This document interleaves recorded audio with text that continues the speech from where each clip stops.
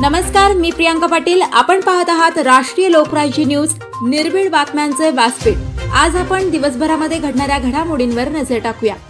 पारनेर तालुक्यातील निगोज गावातील माता मळगंगा देवीचे श्रावण 3ऱ्या मंगळवारी देवीची पालखी जाळीमध्ये।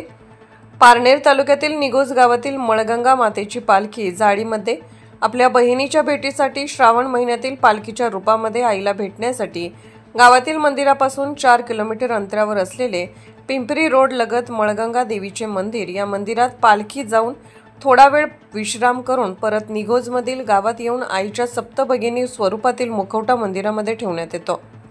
त्यामध्ये निगोज गावातील सर्व गावकरी, मानकरी तसेच यात्रेकरू असंख्य संख्येने उपस्थित राहतात व कार्यक्रमाचा लाभ घेतात। तसेच पालखी जाळीमध्ये गेल्यानंतर तेथे देवीची आरती होऊन सर्व भाविकांना प्रसाद मिळतो।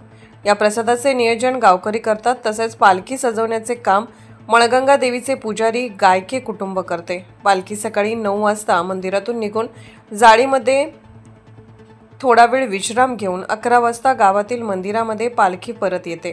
गावात आल्यानंतर सत्यनारायण महापूजा होऊन देवीचा मान सन्मान होऊन सप्तभगिनी स्वरूपातील मुखवटा मंदिराच्या गाभाऱ्यात मंदिराचे पुजारी गायके कुटुंब बसवते। अशा प्रकारे देवीची पूजा अर्चा होते।